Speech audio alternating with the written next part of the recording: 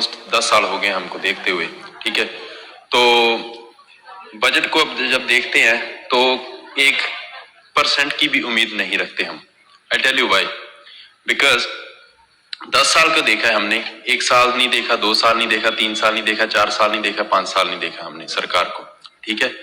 तो 10 साल में जो हमने देखा है कि हमारा ये नहीं है कि देश में पैसा नहीं है, देश में पैसा है, लेकिन मैटर करता है कि देश में पैसा किसके पास है, ठीक है।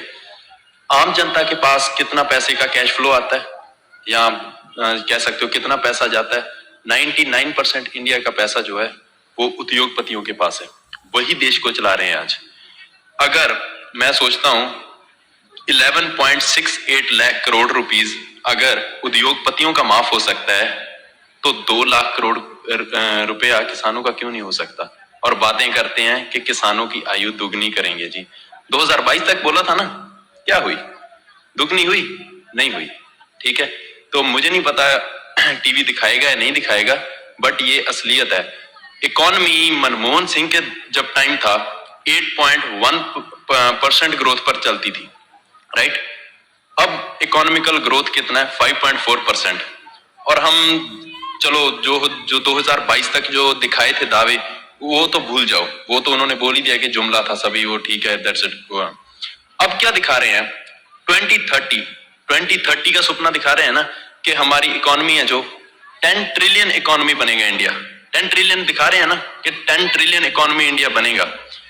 राइट नाउ जो इंडिया का करंट फेज चल रहा है, एवरेज जो इकोनॉमी है 5.4% से ग्रो कर रहा है। अगर 10 ट्रिलियन इकोनॉमी बनना है इंडिया को, 10 trillion economy, that's huge, right. उसके लिए 15% की ग्रोथ चाहिए इकोनॉमी की, 15% की ग्रोथ मोदी जी लाएंगे। तो बजट से क्या आस रखते हो? बजट से कोई आस नहीं है, नथिंग नथिंग। बजट से क्या आस रखेंगे? बजट से हम क्या आस रख सकते हैं? सारा कुछ तो आपने जो प्राइवेट करने के चक्कर में, प्राइवेटाइजेशन इज गुड। 1991 में एलपीजी रिफॉर्म्स लाए, right. LPG reforms, that's good. Privatisation तब तक गुड है जब प्राइवेट कंपटीशन हो। जब आप प्राइवेट कंपटीशन खत्म कर दोगे तो प्राइवेटाइजेशन जो है that will gonna lead to extreme capitalism, and extreme capitalism is always dangerous for the country where we stay.